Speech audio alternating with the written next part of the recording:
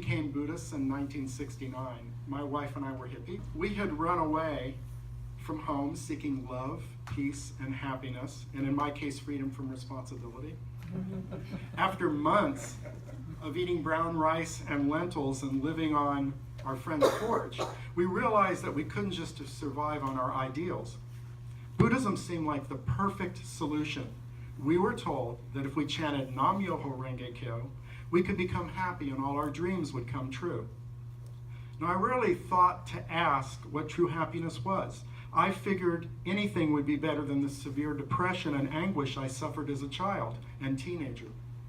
Because of my intense desire to avoid depression, I developed an underlying belief that the true objective of my Buddhist practice was to be happy all the time.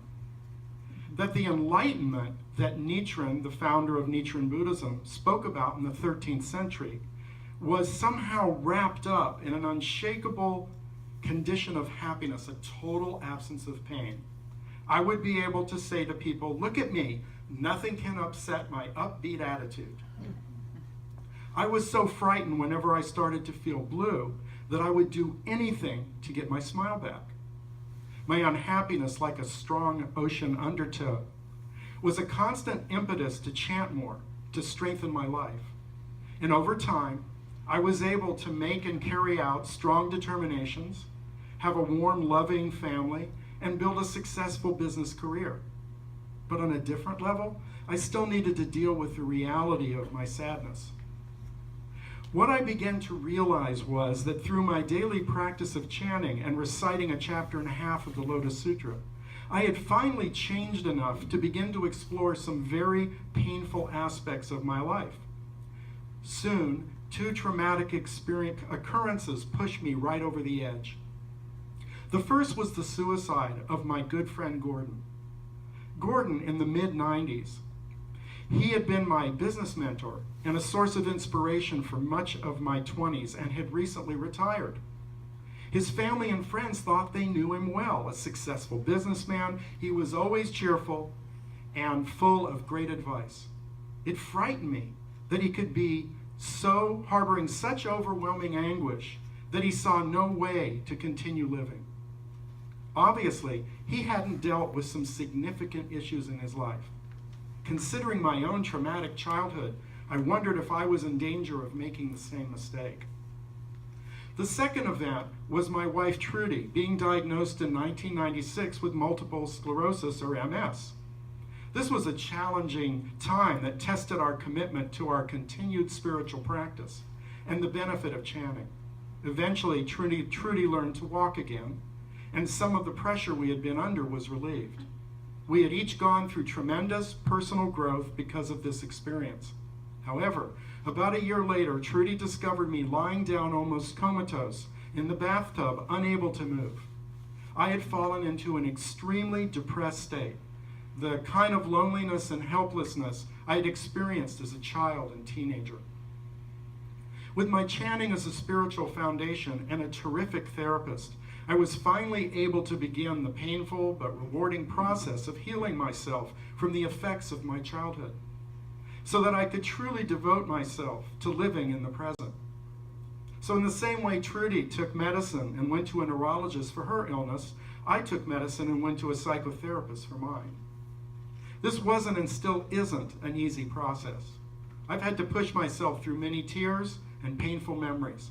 I discovered that the messages I assimilated as a child from an angry and abusive father and a disinterested mother greatly influenced my opinion of myself.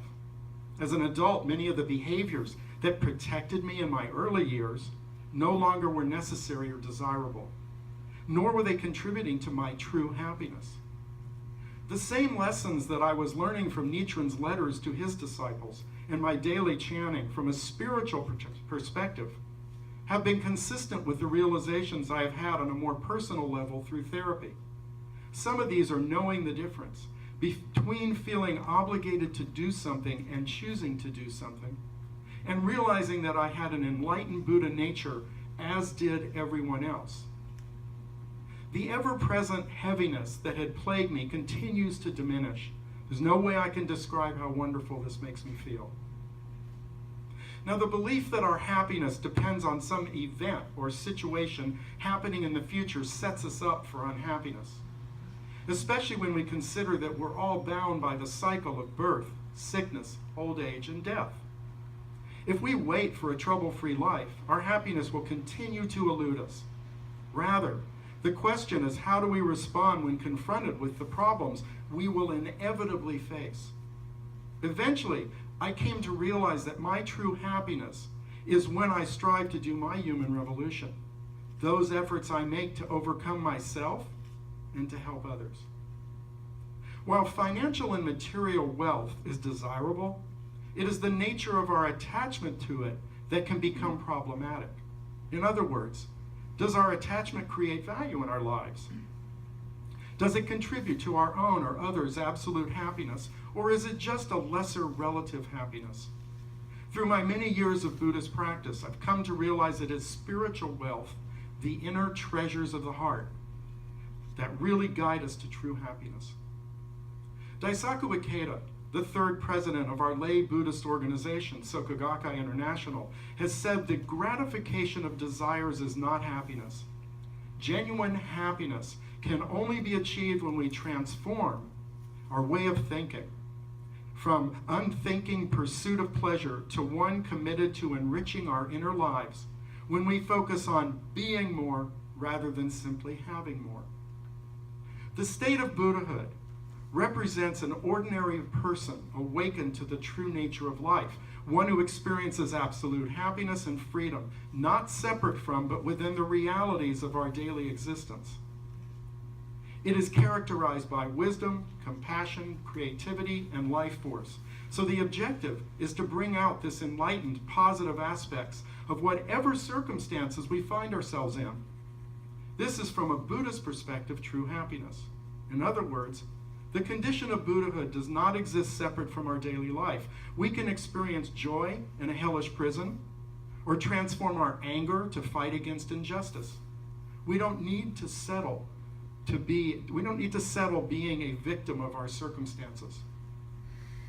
The revolutionary aspect of Nichiren Buddhism is that it seeks to directly bring forth the energy of the enlightened nature of a Buddha, to purify the other, more superficial layers of our five senses, our subconscious, and our karma. It is how, in the words of Nichiren, we become the master of our mind rather than letting our mind master us. Myoho Renge Kyo is the title of the Lotus Sutra, which documents the last 8 years of Shakyamuni's teachings 2,500 years ago.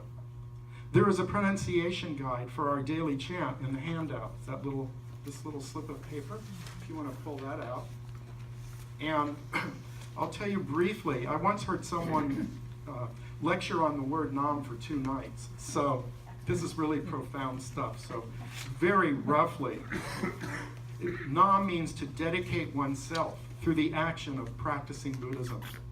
Myoho means mystic, the essential law of life and its phenomenal manifestation, which, like gravity, functions regardless of whether we believe in it. Renge symbolizes the lotus flower and the simultaneity of cause and effect. So for every cause, thought, word, or deed we make, a corresponding effect is stored in our life as karma, even if it doesn't manifest itself right away. Kyo is sutra, the truth expressed through sound of one's voice. Let's say it several times out loud together. And you don't have to say it really loudly, but it does need to be out loud. Or as Grant's teacher said when I talked to his religion class, he after I said that, he said, "No, I want you all doing it loudly." And they did. It was great. So let's try it. Nam Myoho Renge Kyo. Nam Myoho Renge Kyo. Nam Myoho Renge Kyo. Consistent with our Buddhist concept of relative and absolute happiness, psychological research has also found that people in their later years, whose primary focus in life has been the attainment of external goals such as wealth, property, fame, and status, tend to be less happy. In general, they are said to experience higher levels of anxiety, suffer more from illness, and have less of a sense of fulfillment. On the other hand, people who have also paid attention to the treasures of the heart, their spiritual well-being, report being much more satisfied with their lives. In the Progress Paradox, Greg Easterbrook draws upon 3 decades of wide-ranging research to make the assertion that while almost all material and physical aspects of Western life have vastly improved in the past century, most people feel less happy than in previous generations. So while pursuing physical and material fulfillment, what is most important is to develop these treasures of the heart: the ability to make wise decisions, the courage to never give up, respect for oneself, and compassion for others. These are the attributes that give real meaning to our external endeavors and accomplishments.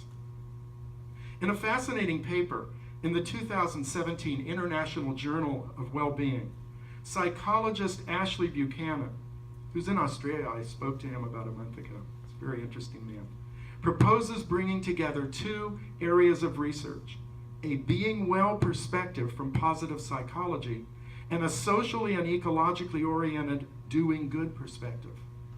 He gives the example of benefit mindset as everyday leaders who seek to be well and do good. Wouldn't that be refreshing?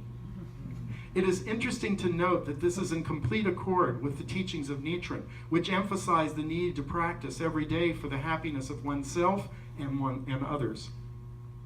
By happy, I think Nichiren meant something close to the joy or sense of fulfillment and confidence that arises from our sense of mission to make the world a better place, and from the ability to enjoy our life. Being happy is a sense of connectedness with everything around us. And as Daisaku Ikeda said, happiness is not found in the tranquil life free of storms and tempests. Real happiness is found in the struggles we undergo to realize our dreams, in our efforts to move forward. I realize that we don't really believe that if people chant or meditate or pray, they will always be smiling and cheerful. I get that now. Rather, they will be more fulfilled and happy with their lives. True happiness comes from within and is a condition we can experience even when or because we're facing difficulties. And in today's challenging times, it helps me remember that hope, like happiness, is truly the state of my mind, not the state of the world.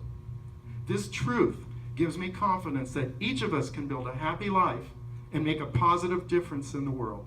Thank you.